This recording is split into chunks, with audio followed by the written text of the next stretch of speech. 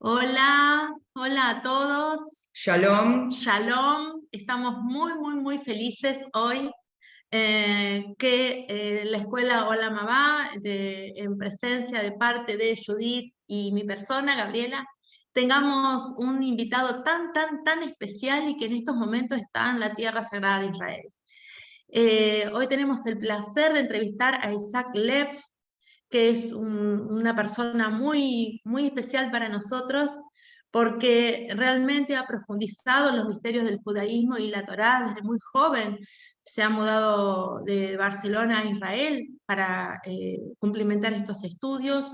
Bueno, Isaac es una persona muy comprometida, no solamente con el estudio por supuesto, del Del judaísmo Talmud y la Torá y y del la Talmud, filosofía sino judía. con las mujeres, Tal tema cual. que nos interesa mucho.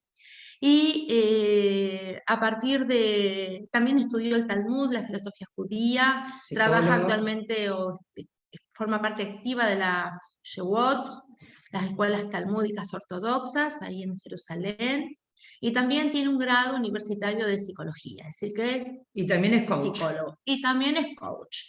Y es un valioso entrevistador de YouTube, es decir, que también sos un youtuber. Bien, Excelente. y actualmente trabaja como terapeuta, sí, y en psicología, cábala y con la especialidad de coach, en las técnicas de desarrollo personal basadas en las enseñanzas del judaísmo, sí. Y también, como decíamos antes, una persona muy comprometida con el desarrollo espiritual, fundamentalmente comprometida con el mundo femenino, con las mujeres, ¿sí? En su desarrollo espiritual y en sus enseñanzas. Cree profundamente en la difusión de la espiritualidad judía y el desarrollo personal a través de su vida privada y también del desarrollo de su canal de YouTube, como es Tikkun Olam, que después de esta entrevista le dejaremos abajo el link de tu canal, Isaac, para que todos aquellos que quieran puedan visitarlo y puedan hacerse de tus hermosas clases tan profundas y de tus tan valiosas entrevistas. Muy Muchas bienvenido, gracias. Isaac. Muchas gracias por invitarme, por darme este espacio, por estar aquí con vosotras. Enhorabuena por la escuela, Olam Abba, y el esfuerzo que estáis haciendo por diseminar la sabiduría de la Kabbalah, que es tan necesario hoy en día. Bueno, muchísimas gracias a vos por esta oportunidad, por brindarnos tu espacio, tu tiempo. Y estamos muy felices de abrir esta escuela aquí en la ciudad de Rosario, en la República Argentina, y trabajando muy activas y muy conscientes para la difusión de la Cábala, de la mística judía. Así que, bueno, empezaríamos, si nos podés contar en qué consiste tu proyecto. Ok. Nada más antes, escuché que ya no forma parte del mundo de las yeshivot, es simplemente para enfatizar ese Oh, punto o matizarlo. perdón. Es decir, Ok. cuando uno se casa, yeshiva es una escuela talmúdica, se estudia hasta Ajá. que te casas. Cuando te casas ya te sales de la escuela talmúdica. Los que quieren continúan estudiando, pero ya se llama Kolel. Y yo ya me dediqué entonces a trabajar en lo que hago hoy de terapia. Pero simplemente un pequeño matiz. Ah, ok, bueno, mil Eh, perdones no, por el tranquila, no error. pasa nada, no pasa nada, es muy normal, está bien. El proyecto Tikkun Olam, perfecto. Bueno, el proyecto se trata en profundizar en la Torá, ¿no? En aplicar una mirada más significativa, más profunda, nada en contra de lo técnico, nada en contra de la halajá, nada en contra del sentido literal de la Torá, simplemente hay almas que resuenan más, ¿no? Con lo profundo, con lo que en la Cábala se Sí. denomina lo que es el alma de la Torá. Y yo me siento que es una de esas almas que resuenan mucho con el sentido, el propósito, el porqué del judaísmo y claramente el porqué, el para qué, todo eso se encuentra en la Kabbalah, después en el hasidismo también. Mi objetivo en Tikkun Olam pues es eso, es proyectar al mundo las respuestas que el judaísmo tiene respecto al sentido de la vida, el propósito y también cómo podemos vivir una espiritualidad, pero también que sea sana, ¿no? Y ahí aplicar más una mirada psicológica, que es mi trabajo, y cómo podemos integrar enseñanzas de la psicología, de la sabiduría del alma, para poder aplicar esa espiritualidad de una forma pues que no se nos lleve por delante, que eso también puede pasar, como sabemos en la Kabbalah, que cuando las luces no se integran en vasijas de una forma sana y correcta, las vasijas se pueden quebrar, ¿no? Entonces hay que hacer una Tal forma cual. también que sea sana. Exacto. Está. ¿Y cómo fue, te animaste y se generó tu proyecto de pasar de la enseñanza personal a tener tu propio canal de YouTube? ¿Cómo se fue generando eso? La enseñanza, ¿te refieres en la Midrashá? Claro, La enseñanza. exacto, cuando hiciste ese paso, porque ahora vos ya sos un personaje público y muy, muy querido porque tenés una hermosa y muy grande aceptación y tus clases son muy profundas y veo que las respuestas, las preguntas y las respuestas de las personas son muy activas cuando das clase. Así que bueno, eso también te quería comentar, es muy valioso el trabajo que haces. Gracias. Eh, pues mira, realmente es gracioso porque empezó antes de la Midrashá siquiera, antes de que yo enseñara clases. De hecho se puede decir que por cuanto que tengo este trabajo en redes y hay gente que le gusta, no todo el mundo, pero hay gente que sí le gusta, pues la directora del plan latinoamericano de la yeshiva, de la Midrashá, perdón, le gustó y me invitó porque vio el trabajo. Pero yo ya de antes estaba empezando. De hecho, yo ya empecé en la yeshiva cuando yo tenía más, perdón, cuando tenía 20, bueno, no me acuerdo, 23 años. O sea, en mi último año de yeshiva yo ya empecé a publicar cosas de la Parasha de la semana, así mensajes. Y ahí se puede decir que fue el proyecto de Tikkun Olam. Y luego ya casado, esto en Instagram, y luego ya casado, dije, ya quiero hacer algo con esto, necesito enseñar, necesito transmitir. Y ahí abrí el canal de Tikkun Olam. Y el momento, el por qué, la verdad también hablé mucho con el rabino de Gachapán, me animó bastante, él ya estaba en ese momento, él iba por sus 10.000 suscriptores, ahora tiene 300.000 casi, y me animaba, me decía, había visto mis Instagrams, había dicho, Isaac, tienes que hacer más, el mundo necesita, YouTube, no sé qué, métete, y dije, pues, ¿por qué no? Y realmente pues me di el permiso, ¿no? Que tanto se necesita en la vida, el darte el permiso de hacer aquello con lo que resuenas, y así empezó. Y fue. La Midrashá, ¿podrías explicar para nuestros seguidores qué es Por y tu supuesto. proyecto? Por supuesto. Sí, perdón que no lo traduje antes. Midrashá quiere decir, así como yeshiva es una escuela talmúdica para hombres, para varones, una midrashá sería el equivalente de una yeshiva, pero para mujeres. Es porque en el judaísmo Ah, ortodoxo tenemos esa, ¿no? esa diferencia a la hora de estudiar y de relacionarnos, que lo hacemos los niños con los niños, las niñas con las niñas, lo cual es un tema en sí. No es por discriminación, ni mucho menos, es un tema bueno, de recato, no es más ni menos, simplemente ellas prefieren, nosotros preferimos estudiar separados. ¿Cómo empezó? Entonces la pregunta, entonces la Midrashá es eso, es para mujeres. sí. Y la pregunta, perdón, ¿cuál era? ¿Cómo empezó? Claro, ¿cuál era tu ¿Cuál es labor en la Midrashá Vale, y vale, cómo sí. fue que fue tu enseñanza en la Midrashá? ¿Por qué elegiste el camino de la Midrashá? Ok.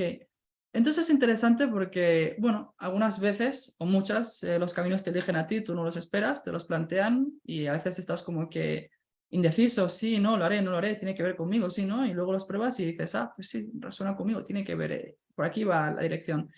Lo que te digo, tenía el canal de YouTube, la directora lo vio, necesitaba un maestro, un rabino, un maestro que enseñara en la Midrashá y me lo ofreció. Y en ese momento pues estaba un poco reticente, pero más que nada no por ser mujeres o hombres, sino porque no me veía con la capacidad de enseñar delante de personas. Lo cual, bueno, inseguridad, algo que hay que tratar en sí mismo y perfeccionismo, no seáis perfeccionistas, no es algo que es un gran bloqueo para la vida, pero me di el permiso de Sí, nuevo de probar, eso es lo más importante, cuando sientes una incomodidad, cuando sientes un bloqueo de algo que quisieras hacer, pero tienes miedo, creo que es motivo para hacerlo, para probarlo por lo menos, darte el permiso, lo probé, me gustó.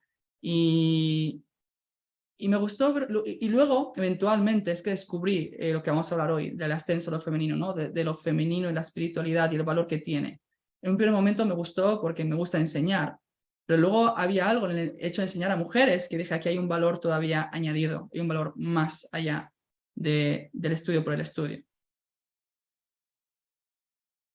Qué bueno.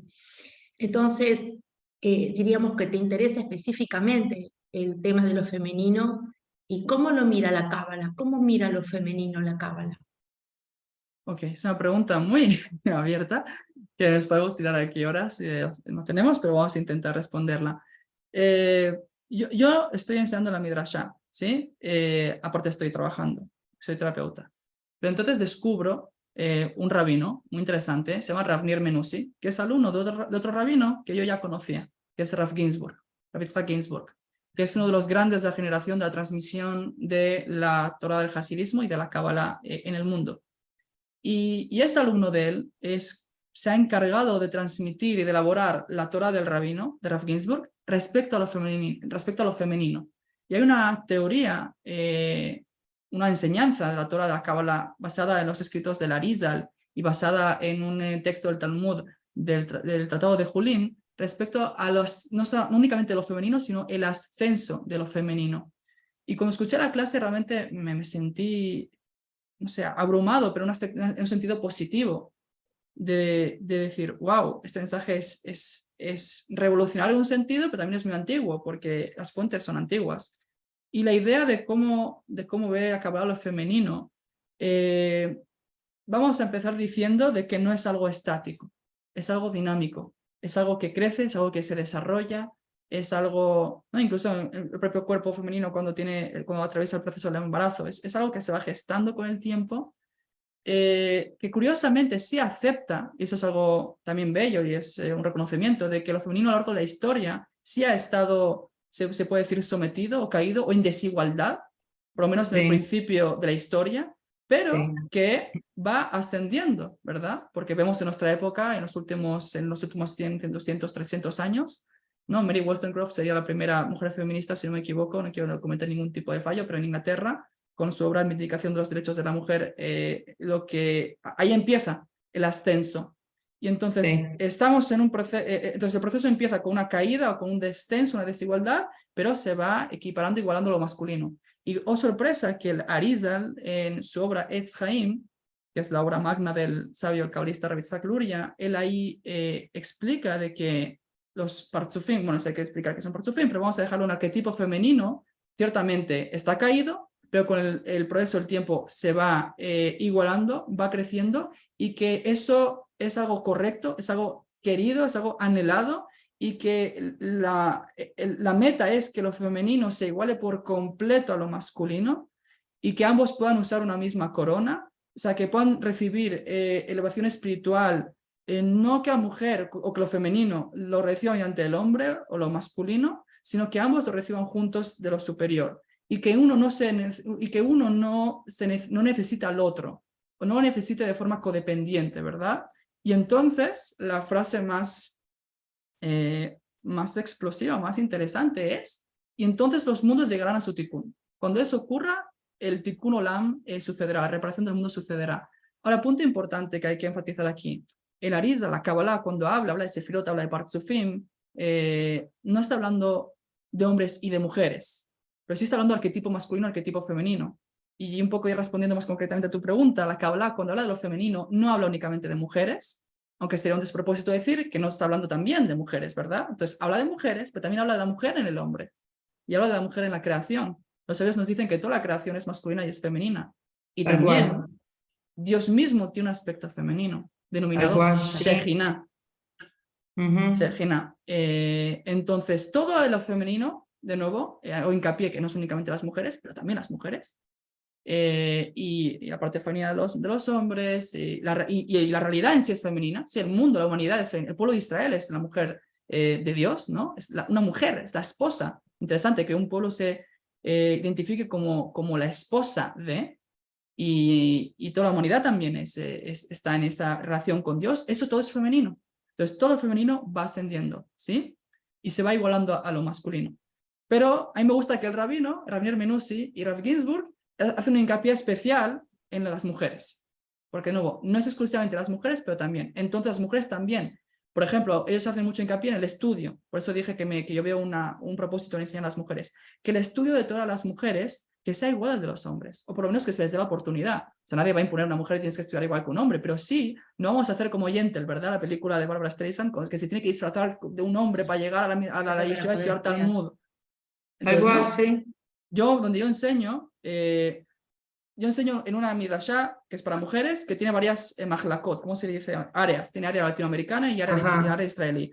El área latinoamericana está en proceso de ascender en lo femenino, todavía no, ahí está en proceso, pero el área acá israelí... tenés dos personas, mujeres que queremos... Dos valientes acá, solas. Sí, que estamos acá queriendo estudiar en forma comprometida, y si dan clases se puede pertenecer al Midrashá en forma online, acá estamos gustosas. Ok, perfecto. Perfecto. Mira, las clases que yo doy las doy luego en Puede YouTube, ser, ¿eh? son las mismas, pero sí. Entonces, en la era israelí, lo que hacen es enseñan Talmud y estudian Talmud las mujeres al mismo nivel que los hombres. Y eso es algo importante, que no hay ninguna prohibición que una mujer estudie Talmud, que estudie Kabbalah, que estudie Hasidismo, y al revés. El Rebbe ya decía de Chabad que el hecho de que el pueblo de Israel ahora tenga de repente otro 50% de la población femenina que estudie Torah es algo positivo. Y no hay que enseñarles únicamente a las mujeres unas pequeñas alajot, leyes judías en respecto a la cocina o a cómo cocinar mejor o al kashrut. No, hay que enseñarles, si así lo desean, en los niveles más profundos de la Torah. Eso incluso dijo el Rebbe de Chabad. Pero en el mundo ortodoxo eso no está pasando. Entonces es una afirmación muy categórica. El mundo ortodoxo es un gran mundo, hay que diferenciar mundo ortodoxo, ultraortodoxo, jaredí, hasídico, litaí, sefaradí, dati leumí, ortodoxo, o sea, es un gran mundo, ¿verdad? A ver, Entonces lo sí que estoy se de ve en las acuerdo, películas, que es el acceso que la gente tiene a través de la serie de la televisión, es muy rígido lo que se ve. entonces ¿Es así? tampoco recomiendo aprender lo que es el mundo ortodoxo a partir de las series y películas, ni mucho menos las de Netflix. Yo he estado en el mundo ultra ortodoxo durante 8 años de mi vida, me salí, porque sí te doy la razón, que hay cierta rigidez, pero no siempre es como la pintan. Y no representa el mundo ultraortodoxo el que yo estuve a todo el mundo ultraortodoxo. Entonces, respondiendo, sí, es cierto, hay mucho trabajo por hacer, realmente hay cierta discriminación intelectual, si se quiere decir académica, en el estudio de la Torah respecto a las mujeres, pero también hay avances. Hoy mi madre me pasó, ¿sí?, un artículo de Jerusalem Post, de aquí de Israel, de mujeres que ya se han formado como rabinas, mujeres ortodoxas, Sí. porque mujeres rabinas que se van formando Sí. en el mundo reformista ya se van dando desde hace décadas, ¿verdad? No es algo, ninguna novedad. Sí. Lo que en el mundo ortodoxo, mujeres ortodoxas que se mantienen en su fe, en su cumplimiento rígido de Alajá, ¿sí?, no cumplen todo y estudian al mismo nivel de los hombres y pasan los mismos exámenes que los hombres de la Rabanut. Eso ya está empezando a pasar. Es cierto, con cuentagotas, poco a poco, pero como cualquier revolución, poco a poco. Y mucho más en el mundo ortodoxo es muy importante no forzar al mundo ortodoxo desde afuera, porque al ser una sociedad hermética, al momento que percibe una imposición, y además del mundo externo, lo que va a hacer es se va a parapetar y va a decir, no, esto es algo externo. Pero cuando emerge, ¿sí?, que también esto es algo muy femenino, cuando emerge de abajo hacia arriba, del interior, y eso va permeando a todo el grupo, y son las mismas mujeres ultraortodoxas, las mismas mujeres de los rabinos, eso es lo que tenemos que alentar. Y está ocurriendo, está ocurriendo. Qué bueno saberlo y qué bueno que también se esté dando la apertura y que sea en un momento en donde haya una amplia difusión, es decir, que la tecnología ayude a que esto se difunda y se conozca en los 4 puntos cardinales del mundo, ¿no? Que no sea solamente un cambio en una zona, en un punto del mundo, sino que todo el mundo pueda saber, porque la experiencia que nosotras tenemos, y fundamentalmente yo que soy psicóloga y terapeuta y trabajo con arte terapia, son las mujeres las que están pidiendo y empujando un cambio, pidiendo un cambio, no solamente pidiendo, sino accionando para que el cambio se produzca. En un taller o en un curso hay 20 mujeres, un varón. Entonces es la mujer fuertemente la que está pidiendo, por favor, que este conocimiento se distribuya y que no solamente para ellas mismas, sino para darlo a sus familias, ¿sí? ¿Te refieres al Porque donde taller de viene Kabbalah? Sí, sí, estoy Sí. hablando específicamente de la Cábala, porque inclusive ahora que está viniendo Yoel Ben-Javid aquí a Argentina el 9 de julio, la mayoría de las preguntas y quien compran las entradas son mujeres. Son mujeres.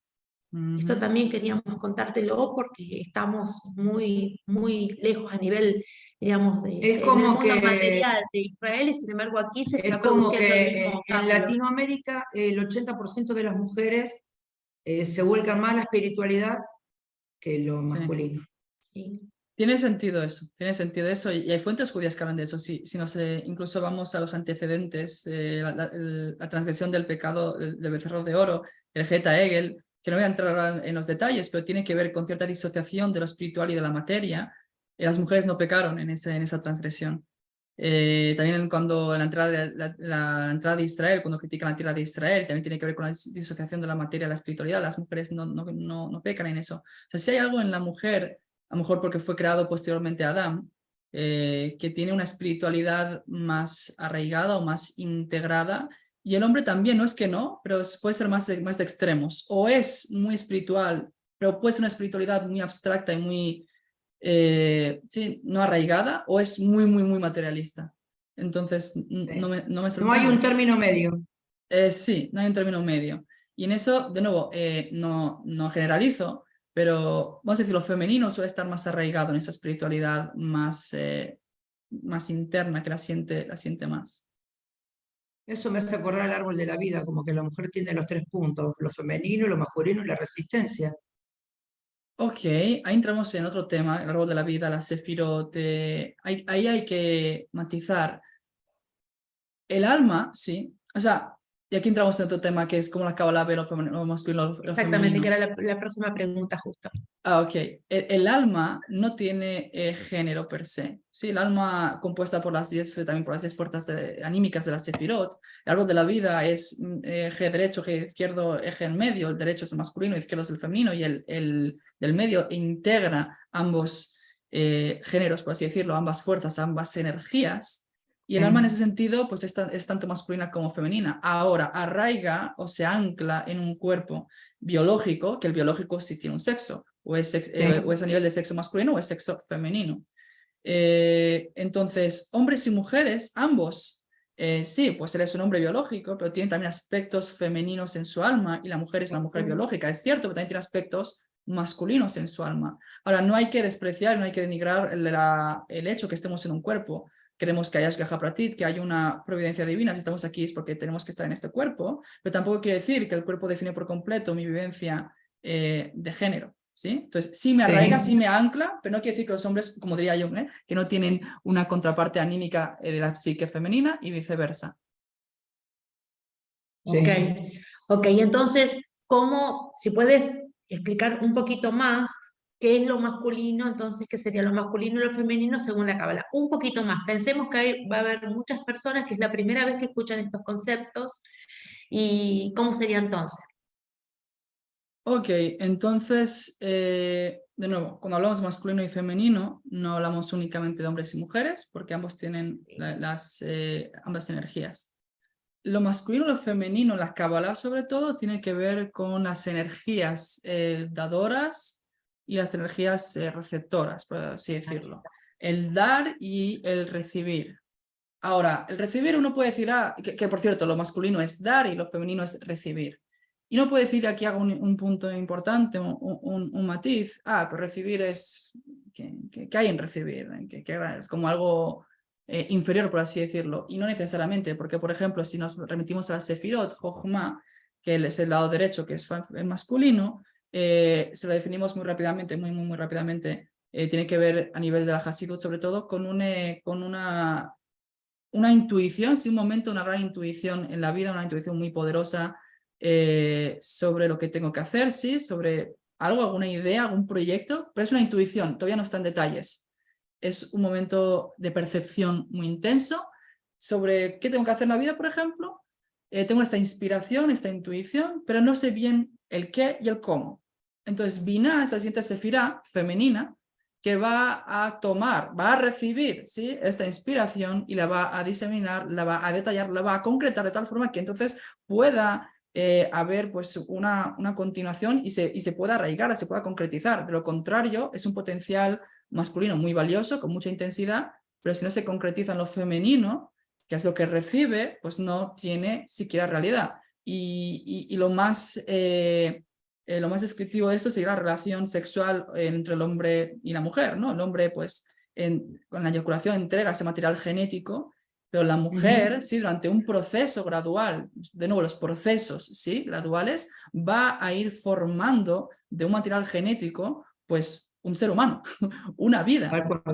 Entonces, eso sería energía masculina y femenina. Quiere decir que cuando pregunto, Tú decías antes que hay algo de lo femenino en lo masculino y algo de lo masculino en lo femenino. Quiere decir que cuando, por ejemplo, pasando bien este ejemplo espiritual, pero el mundo material, en la relación sexual, el hombre es activo cuando da, la mujer es pasiva cuando recibe el material genético, pero vuelve a ponerse activa cuando va gestando. Cuando está gestando, está creando vida. O cuando da a luz, ¿cuándo pasa a la parte más, cuándo se pone masculina? ¿Y en qué Es momento una lo pregunta masculino se pone en interesante. femenino? Porque esto, si no, no se entiende bien. ¿Cómo sería? Entonces, sí, de nuevo, las energías depende. Si tú estás en un estado receptivo, eres femenino aunque seas un hombre. Si yo estudio a mi maestro, en ese momento soy femenino. Yo Tal cual. voy a transmitir Sí. conocimiento, soy masculino. Una mujer está transmitiendo conocimiento, es masculina. Algo interesante, muy, muy interesante, esto lo leí de nuevo el libro de Rafnir Minusi, el alumno de Rav Ginsburg, en un libro bellísimo que se llama Misdotolá, ¿quién es esta que sube? Evocando al cantar dos cantares. ¿Quién es esta mujer que está ascendiendo, que está subiendo? Habla sobre, de nuevo, es un tema muy profundo, que no hay que hacerlo tan material, pero que se puede hacer, que es el tema de, hay diferentes tipos de uniones en la Cábala espirituales, y una de ellas es Hibur Neshikin, que es una unión de besos. Y en el beso también tenemos la mujer puede ser más masculina y el hombre puede ser más femenino, depende de quién está tomando la iniciativa. Entonces, otro ejemplo depende de la calidad de mi acto, si es de entregar, masculino, aunque sea hombre, pero si estoy recibiendo, soy femenino y no tiene nada de malo. Ha hecho al revés. No. El problema es que me enquiste en una de las dos energías y no pueda integrar la otra energía en mi vida, porque la vida no es pues una cosa o la otra, es dinámica, integra ambas fuerzas, ¿no? Ya Jung lo decía, que para individualizarme, para ser el self, para ser yo mismo, mi máxima expresión, cada hombre tiene que integrar su parte femenina y cada mujer su parte masculina. Cuando no se integra, quiere decir que hay un desequilibrio. Desde luego, en las sefirot, que son las fuerzas anímicas, que ya hemos dicho que el eje derecho es el masculino y izquierdo el femenino, un desequilibrio se da muchas veces cuando estoy enquistado en una de las fuerzas anímicas, pero no me puedo equilibrar en la otra. Por ejemplo, si estoy enquistado en Netzach, que es la fuerza en ese sentido masculina, que de nuevo las mujeres también lo pueden tener, que tiene que ver con la lucha, con la perseverancia, con la constancia, con la resiliencia, con el hacer, ¿sí? Emprender, ¿sí? Pero si yo me desequilibro en el Netzach y no me reequilibro y no me compenso psíquicamente, anímicamente, espiritualmente en Hod, en la capacidad de valorar lo que ya tengo, de saber cuándo parar, cuándo detenerme, cuándo pausar, cuándo descansar o cuando siquiera claudicar. Es importante también saber claudicar a veces y rendirse y decir, ¿sabes qué? Hasta aquí ha llegado. Si no sé hacer eso, me voy a desgastar anímicamente, me voy a drenar, voy a dañar mi relación con mi esposa, o si es mujer con su esposo, o con su pareja, quien sea, con sus amigos. Y ese es un desequilibrio, por ejemplo, masculino. También puede ser al revés. Sí. Y entonces, ¿cómo se relaciona esta función femenina con el nombre de Dios? Ahí pasó a otro tema, pero me parece interesante también. No, creo que es un tema no deja de vital. pasar por alto esta pregunta. Sí. Es un tema vital. Yo lo di, justo ahora di un seminario en la Midrashá este Shabbat. Estuve invitado con mi esposa, con mi hijo. Fuimos ahí a pasar el Shabbat con las chicas y hacer este Shabbatón intensivo de estudio. Y fue interesante porque yo les pregunté, ¿Dios tiene género? ¿Es hombre? ¿Es mujer? Y ellas me dijeron por un lado como, sí, no tiene sentido que Dios tenga género, pero por otro lado siempre nos referimos a él como hombre. ¿No? Avinu Malkenu, nuestro padre, nuestro rey, y decimos atá, tú, que en el verbo puede ser masculino o femenino, atá es la versión masculina. Y viene la Kabbalah y es algo bellísimo porque la Kabbalah tiene ese poder de pues, profundizar y de conectar cosas que antes estaban inconexas y disociadas. Dice, no, Dios es igual masculino que es igual femenino. El nombre divino tiene 4 letras, Yud, Kei, Vav, Kei. La Yud es masculina, la Hei es femenina, la Vav es masculina, la Hei segunda es femenina. En términos de Partzufim o de Sefirot sería Ava, Ima, Zirampin y Nukma, que traducido a español sería la Yud equivale al arquetipo padre y la Hei equivale al arquetipo madre. La Vav equivale a arquetipo hombre o hijo y la última He equivale a arquetipo mujer o hija. Lo importante es que en su raíz espiritual, que es la Yud y la Hei, lo masculino y lo femenino son iguales por completo. La Cábala dice que esas dos fuerzas de padre y madre son iguales, ¿sí? No tienen ningún tipo de desigualdad, de desequilibrio de poder, de coerción, de codependencia, iguales. Iguales desde sus naturalezas autónomas, porque eres masculino o eres femenino, el da y el recibe, pero en el poder, por así decirlo, son iguales. El único desequilibrio se da cuando se manifiesta en el mundo, que ahí lo femenino ahí sí que cae, desciende en un primer momento para luego ascender. Aunque bueno, yo estoy consciente que lo que estoy diciendo son muchas cosas, muy rápido, son muy profundas, no hay tiempo de detallarlas, por eso tengo un curso, pero lo que quiero que quede claro es lo siguiente, que en la raíz espiritual Dios, la divinidad, es tanto masculino como femenino y en igualdad de condiciones, ¿sí? No hay más masculino que menos femenino. Estamos diciendo hace un rato de que el alma no tiene sexo, entonces por lo tanto la divinidad tiene su momento de dar y su momento de Exacto, creación y su exacto, momento exacto. de recibir. No hay, lo humanizamos al fin y al cabo a la divinidad. Le estamos dando una forma. Sí, cuando lo sobre todo cuando lo establecemos como hombre, estamos Claro, proyectando nuestra realidad social sí. a Dios. Lo cual, de nuevo, no es que sea algo equivocado, no es que sea algo malo, hay su explicación, lo cual quiere decir, por ejemplo, lo masculino tiene que ver con una capacidad más trascendente, lo femenino con algo más inmanente. Y eso se ve muy claro en la relación, por lo menos psicoanalíticamente, del padre y la madre. La madre, ¿no?, es aquel espacio, el lugar físico y anímico de validación absoluta, incondicional, de amor incondicional, de aceptación. Es algo del cual tú emerges de la madre.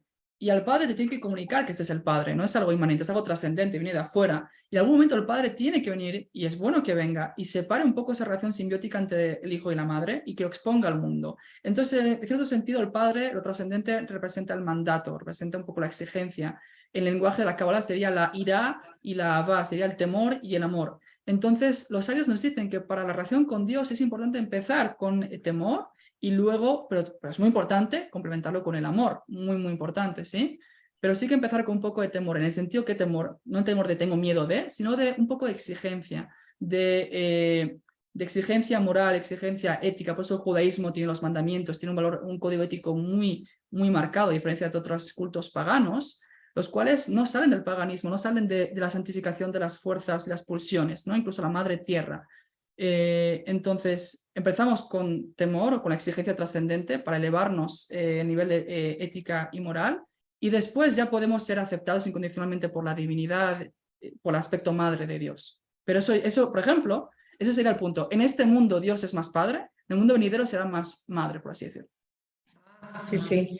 No quiero dejar pasar por alto la palabra trascendencia e inmanencia, porque hay personas que pueden no manejar este término, y si le puedes dar una vueltita más en relación a la cábala como tú lo has hecho hasta ahora.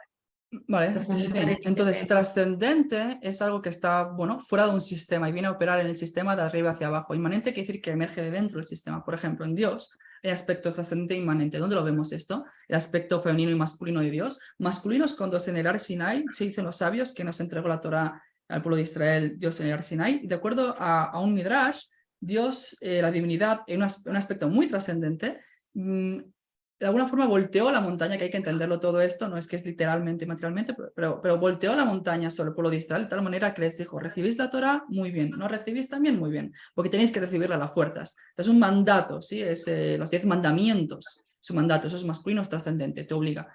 Lo inmanente, eso sería el ejemplo de la festividad de Purim. La festividad de Purim no hay mandato divino, no hay milagros divinos, no hay revelación divina, porque incluso la revelación divina es muy coercitiva. Si Dios se me revela, ¿cómo no voy a hacer lo que Dios me está diciendo, no? Sino que la Shejinah, y eso que la Kabbalah dice, Dios está, pero está oculto, y va de alguna forma avanzando el proceso, pero sin coercionar, sin obligar, de abajo hacia arriba, orgánicamente, femeninamente. Un poco como la pintura que tienes detrás tuyo, ¿no? De esa mujer que va emergiendo, Sí, que va floreciendo. sí, Entonces, va emergiendo hasta ir hacia afuera.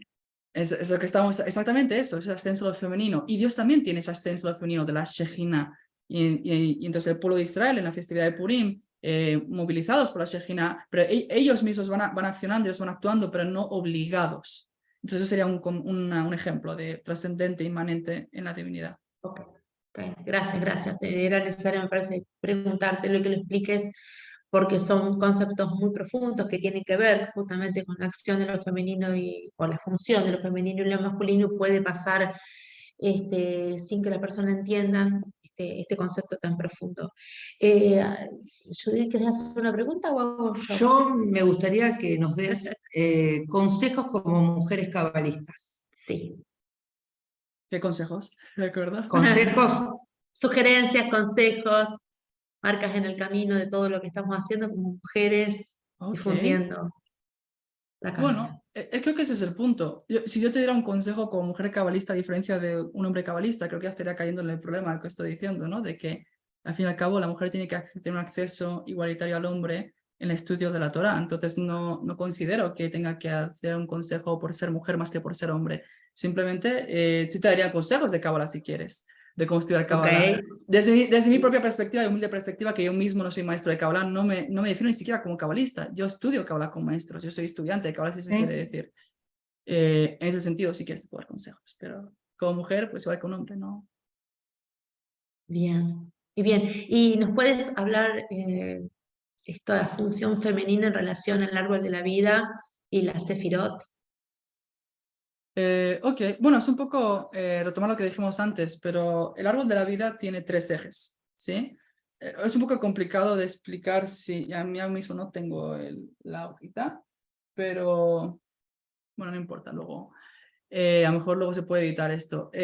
Para los que puedan visualizar, los que estén familiarizados con las Sefirot, ¿sí? Por lo menos el diagrama más famoso de las Sefirot, que son ¿sí? 10 fuerzas anímicas, bueno, 11 si contamos a Ketilidad, son 3 ejes. Entonces el eje derecho, ¿sí? Lo que sería Jochma, Gesed, Netzach, es las fuerzas masculinas.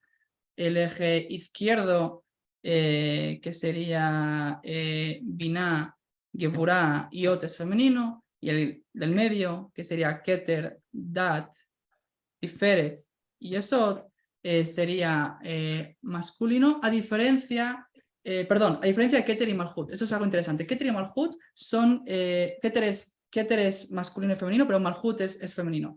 El punto es, hay fuerzas anímicas que son más masculinas y más femeninas. La diferencia es, a grosso modo, el eje derecho es más extrovertido, es más expansivo hacia afuera, hacia el mundo, eso es masculino.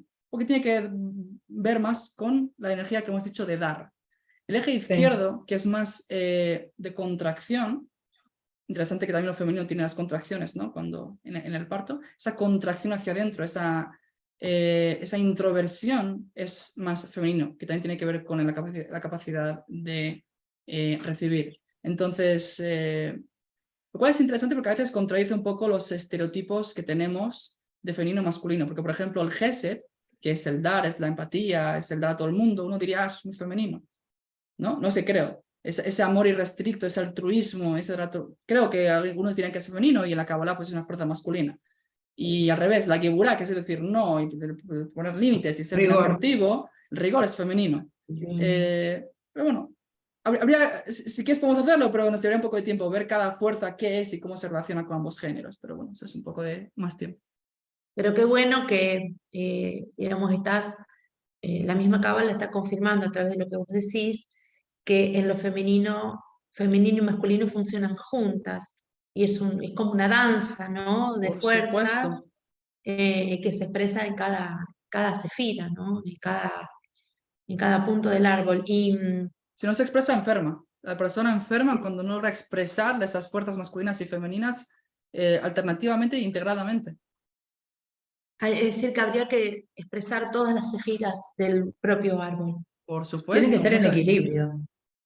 Exactamente. Sí, sí. Parte del trabajo que hago en terapia es de alguna forma identificar, ok, ¿cuál es tu desequilibrio? ¿Dónde estás? ¿Qué sefira aquí no está funcionando, no está operando de una manera compensada? Y sí, o sea, lo veo muy claramente, no sé, desde madres que están constantemente, no logran operar una vida independientemente de sus hijos, autónomamente, Ajá. y están en un dar irrestricto hacia sus hijos y se están desviviendo, se están drenando por sus hijos y no están imponer una gebura a los hijos. Están simbióticamente apegadas a ellos. Eso se podría decir que están en ahí un desequilibrio de Gesed y no están aplicando una gebura, porque tienen un paradigma, una creencia de que incluso que los hijos ya no son niños, ya son adultos, de que ya son responsables por ellos y que tienen que darles y que eso será una buena madre. ¿Y quién dijo, no? Eso sería un desequilibrio. Y a veces también son padres o hombres que en el trabajo, sí, eso es algo interesante, eso me pasa también con otros pacientes, de hombres que pueden tener a lo mejor pues desequilibrios de Gesed con todo el mundo, pero que luego en casa demasiada geburá con su pareja. Entonces también hay que equilibrarlo. En Tiferet, que Tiferet es, vale, ¿cuándo tengo que dar? ¿Cuándo tengo que poner límites? Hay muchos ejemplos. Pero... Qué interesante, porque justamente una de las preguntas que queríamos hacerte es esto funcionando en la vida cotidiana, ¿no? Porque siempre decimos con Judith y en todas las entrevistas lo repetimos, que la cábala parecería, el conocimiento de la cábala parecería un conocimiento que está flotando en los cielos, con poco práctico, poco traído a la tierra, poco aterrizado, y lo que sentimos Judith y yo es que justamente es para la vida cotidiana. Es para una aplicación práctica. Si nos puede dar otro ejemplo o cómo funcionaría esto, o cómo lo trabajas, sería muy valioso, Isaac. Ok, entonces hay que hacer un matiz importante. La Kabbalah en sí que es cierto que cuando estudiamos los textos originales, el Etz Haim o Tzarot Haim, cualquier libro, Epitche Shearim, los conceptos no están pensados para la vida práctica, sí están pensados para describir una realidad metafísica de la divinidad, de cómo crea el mundo, cómo se relaciona con el mundo, cómo opera en el mundo. No será sino hasta la llegada de Baal Shem Tov en el Hasidismo, en la Hasidut, que sí va a buscar dar una aplicación práctica a la Kabbalah, y eso es la definición de Hasidut, aplicación práctica de conceptos cabalísticos para la vida de la persona, eso es Hasidut. Y por ejemplo, lo que estamos hablando ahora es puro Hasidismo, no nos equivoquemos, que de nuevo, Hasidismo es traducir la Kabbalah para la vida, pero cuando yo hablo de Sefirot en términos psicológicos, eso es una explicación hasídica, que por cierto, de nuevo, también yo la tomo de Rav Ginsburg, como le explica, cómo interpreta, que es un rabino hasídico. La Kabbalah no vas a ver libros, o no que yo sepa, de que te van a decir, no, Gesed es cuando tú estás dando demasiado sin límites y eso te va a desequilibrar, pues tienes que con tu esposa, a lo mejor o con el trabajador tienes que hacer más figura. No, eso no ocurre. Eso es más una elaboración moderna hasídica, que de nuevo, hasídico es Kabbalah aplicada para la vida. Entonces, en ese sentido, muchas veces hablamos de Kabbalah y estamos hablando de hasidismo. Pero ¿cómo lo aplicaría yo? No sé si darte otro ejemplo, ¿qué otro ejemplo podría ser? Pero este mismo, las personas que llegan a la consulta, o en mi caso no llegan físicamente, llegan así, a través de la cámara, con desequilibrios en sus vidas. No sabe, o sea, generalmente el patrón es una persona tiene un bloqueo y no es consciente que tiene un bloqueo, no es consciente que tiene un punto ciego, suele proyectar hacia afuera toda la culpa, ¿sí? Es que esa persona, es que mi esposa, es que mi marido, es que el trabajador, es que mi no sé qué. Y no siempre, pero el 90% de las veces tiene que ver más con uno mismo y con una misma que no con lo exterior. Y desde la Kabbalah es eso. Hay algo en tu árbol sefiriótico, si en las fuerzas anímicas con las cuales operas, que no está integrado. Hay una fuerza masculina que está mejor descompensada, hay una fuerza femenina que está descompensada y que hay que integrarlas como en el eje del medio, ¿sí? Incluso espiritualmente. Por ejemplo, un ejemplo. En la espiritualidad tenemos Jochma y tenemos Bina. Jochma hemos dicho que es la fuerza de la intuición, de la conexión. El Rambam lo dice, el Maimónides lo describe como una noche oscura en un bosque, de repente hay un relámpago y lo veo todo claro. ¿Sí? Tenemos momentos de experiencias espirituales así en la vida que como un fogonazo, decir, wow, pero no dura mucho tiempo, son momentos, son instantes, de ahí su adicción incluso. Entonces hay personas que se quedan buscando la conexión constante en Jochma y buscan tener esa espiritualidad más abstracta, más de conexión, que en su desequilibrio a veces te puede llevar por delante. Hay personas que pueden buscar incluso contactar la espiritualidad y experimentar mediante todo tipo de drogas psicotrópicas que no están bien llevadas y eso puede llevar a brotes psicóticos. En terapia también lo vemos mucho eso. Tuve pacientes que se creían que eran el Mesías porque empezaron a consumir drogas, lo cual fue un detonante en su caso, pero hay que tener cuidado con cómo usamos las drogas para la recreación espiritual. o simplemente personas que están tan buscando la conexión, ¿sí? Y los chakras y la sefirot, y esa es toda su vida, que se olvidan que hay un mundo, que hay que operar en el mundo, hay que pagar facturas, hay que pagar, no sé, Sí, sí, sí, sueldos, sí. Internet. alquileres, internet, hay que saber cómo se hacen las cosas, hay que operar en el mundo, y para eso hay que equilibrar. Entonces eso sería un desequilibrio en Jochma, hay que reequilibrarse en Bina. Bina te va a decir muy bonita inspiración, muy bonito insight, pero ¿qué hacemos con esto? O sea, ¿cómo yo ahora lo intento bajar esto a la realidad, ¿no? Binah, que es la madre, va a querer dar a los hijos, que son las emociones y los actos, una pauta, una guía, una estrategia detallada pues, para que eso se pueda encarnar en la realidad y pueda operar en la realidad, no únicamente vivir de abstracciones y conexiones espirituales. Por eso ¿Cómo acaba salgo a la vida? ¿Cómo Exacto. salgo a la vida? ¿Cómo salgo a trabajo? ¿Cómo salgo Porque la a todo, espiritualidad, ¿no? al fin y Al al cabo, mundo? es vida, es trabajo, exacto. Sobre todo en el judaísmo, no contemplamos una espiritualidad ascética que va del mundo, que va de la materia, que escapa a la realidad, sino que al revés, que espiritualiza la materia. Tal cual. Exacto. Yo estaba pensando recién si atiendes adolescentes o niños y se puede acceder a la lectura del árbol con adolescentes y niños o solamente esto es Mm, para mayores de 18 años o 21 cuando ya la persona, el individuo ya puede preguntarse ciertas cuestiones y poder elaborar determinadas ideas, sí. conceptos.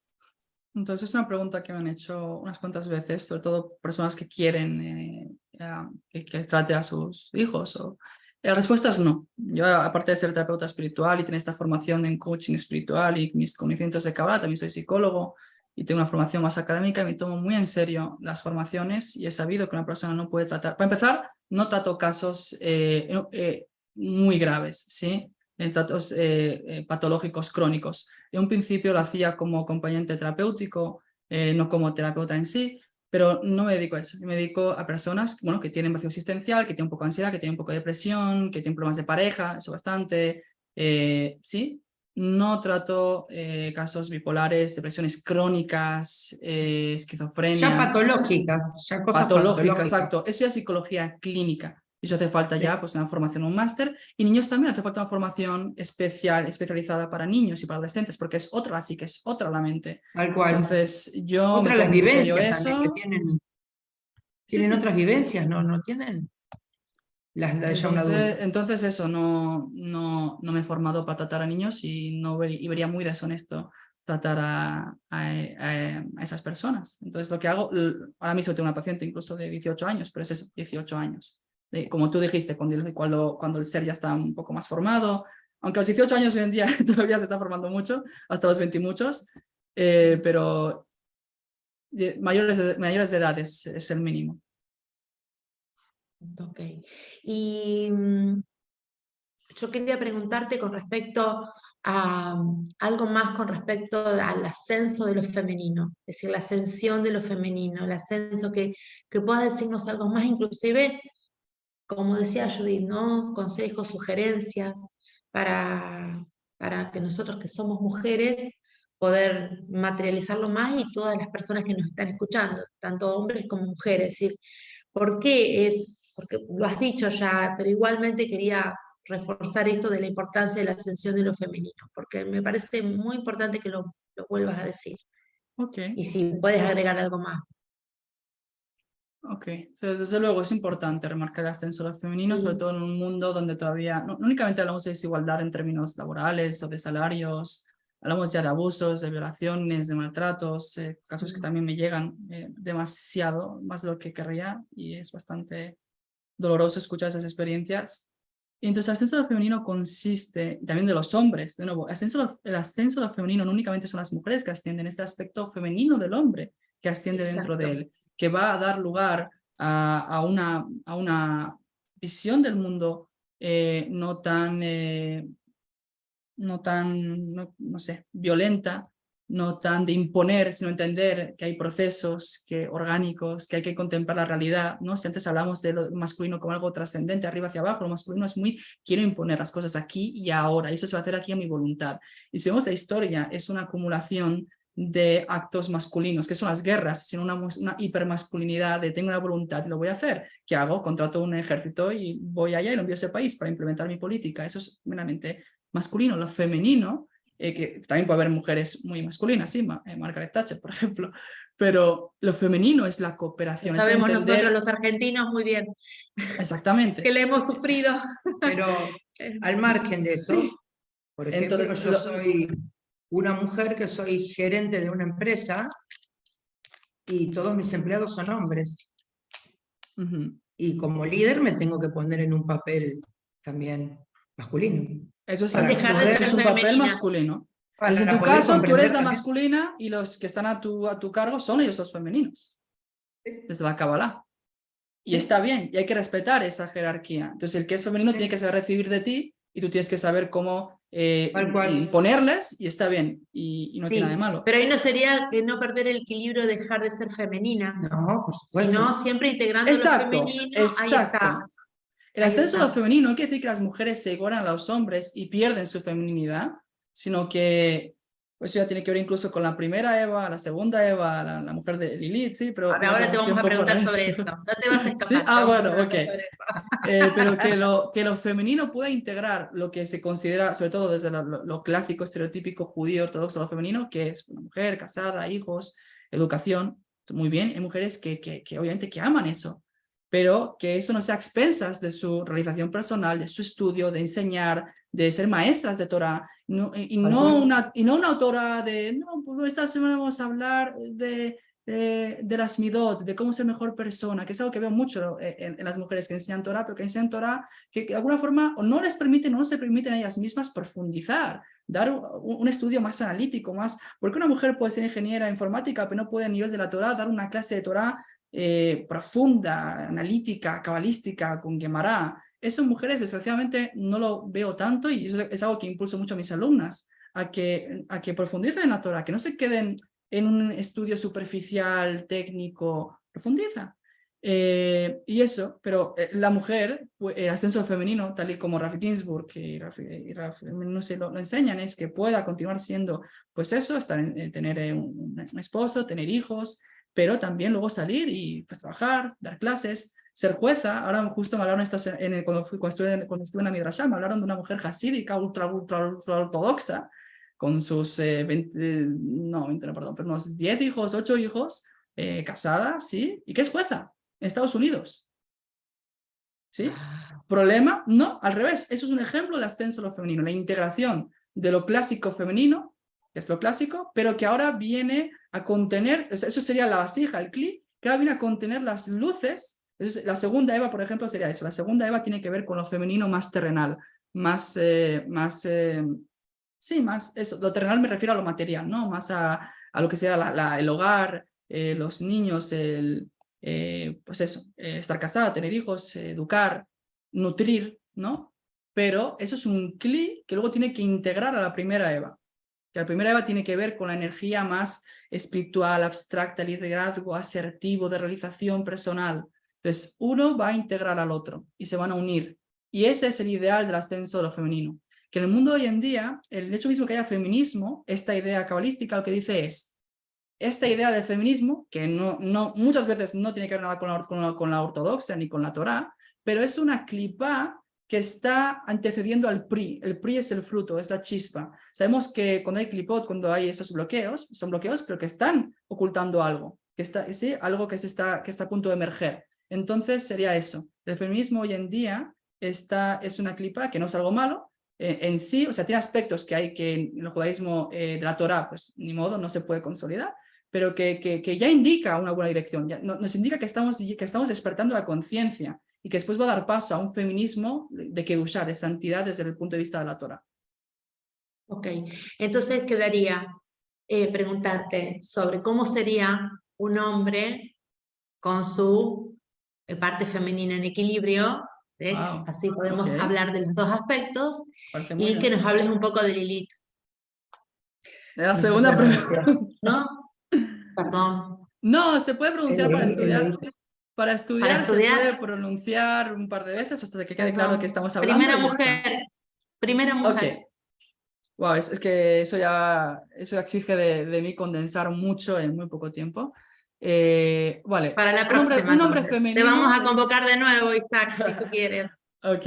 Un hombre femenino es un hombre que sabe callar ante su esposa, que sabe recibir de su esposa o de una mujer cualquiera, su hermana, su madre, su jefa en el trabajo, que sabe recibir, que entiende que no por ser hombre tiene algún tipo de superioridad inherente y que todas las mujeres del mundo le deben pleitesía, ni mucho menos. Es entender que está en igualdad de condiciones con su esposa, que no es ni más ni menos, simplemente son diferentes naturalezas, y que debe aprender muchas cosas de su esposa, y entre ellas eso, el saber recibir, el saber ser paciente, el saber entender, el saber cooperar, el saber ver el punto de vista ajeno.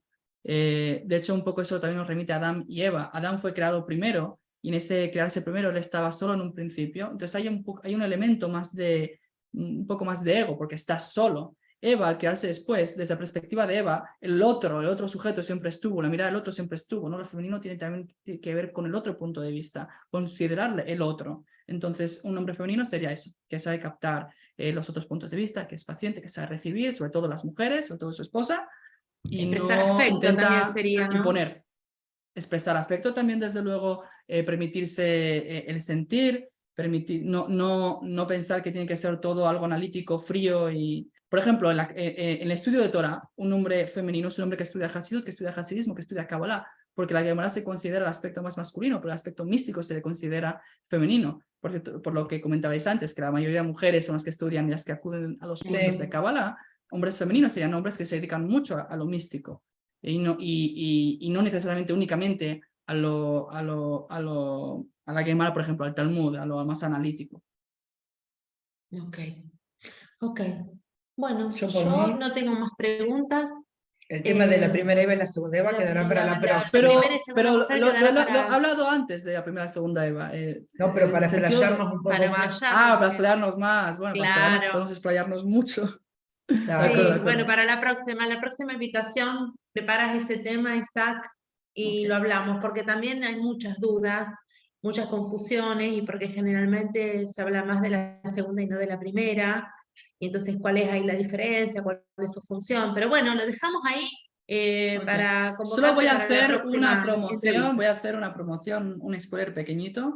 La primera Eva, que en su versión de Clipá, de bloqueo espiritual, se denomina Lilith, en su versión de primera Eva no tiene ningún problema, al revés, es algo que tiene que encarnar en el mundo, es una energía espiritual femenina muy poderosa, que por cuanto que no tiene cómo encarnar, es que por eso se transforma en algo demoníaco, pero demoníaco en el sentido hasídico, no tanto de un demonio con patas de, no sé, de cabra y que va chupando sangre, en el sentido anímico de la palabra, cuando el ser humano, cuando la persona tiene un gran potencial, que no sabe cómo integrar, que no sabe cómo manifestar, se le puede volver en su contra, cuando no le dejan siquiera expresar eso, ¿no? Una persona que no le deja expresar todo su potencial, todo su don, toda su pasión. Se puede enfermar esa persona. En ese sentido es que es demoníaco. Qué interesante ¿sí? lo que estás diciendo, Isaac, porque cuando la persona no se puede expresar en todo su potencial, realmente enferma y se enoja consigo y con el mundo, y eso genera muchas consecuencias negativas, ¿no?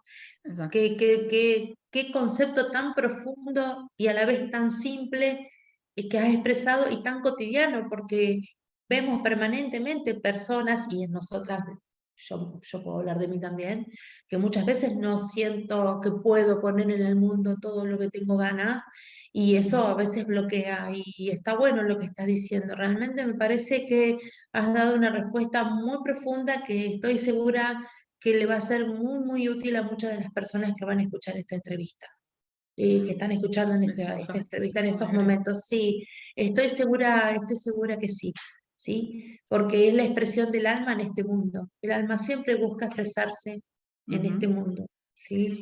En ese sentido, la primera Eva busca expresarse en este mundo, y ahora es que se está logrando que la primera Eva encarne de una forma sana, por así decirlo, que no daña, sino que al revés, la vasija ya está preparada para que la primera Eva reencarne, no como Lilith, sino como la primera Eva, con la vasija de la segunda Eva, y esa sería la tercera Eva. Bueno, ese es un tema.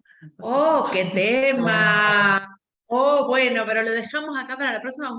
Me parece un tema La próxima desarrollás todo, primero, segunda y tercera. Y los tres tiempos, ¿sí? De acuerdo. Y cómo se manifiestan en el mundo, y te vamos a convocar nuevamente, Isaac. La verdad, somos muy curiosas. Sí, muy preguntonas.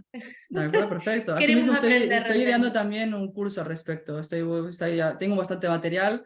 y estoy buscando cómo con la BINA, la facultad femenina, buscar cómo detallarlo, cómo organizarlo para elaborar una masterclass, un curso y que pueda pues cuantas más personas acudir mejor. Así que Y podemos aprovechamos hacer para algo al respecto. invitarte no solamente a otra entrevista, a convocarte a otra entrevista, que estamos muy felices, sino que también puedas dar en algún momento un curso en la escuela Hola Maga, en nuestra escuela por Zoom. Okay. Porque estoy muy Perfecto. segura que va a ser muy bien recibido y los alumnos van a estar muy felices de tomar clases contigo y más tocando estos temas. Perfecto, pues me siento muy halagado. Y preguntas. Perfecto, hablamos. ¿Sí? Lo armamos. Ok, Perfecto. muy bien. Bueno, Isaac, te agradecemos muchísimo. Muchas bendiciones para ti, tu esposa, tu familia, tu madre, a la que adoro. Y le mando muchísimos cariños desde aquí, que estoy segura que va a escuchar esta entrevista. Y te agradecemos por tu tiempo. Gracias. Gracias a vosotras Shalom. por invitarme. Shalom, shalom. Shalom.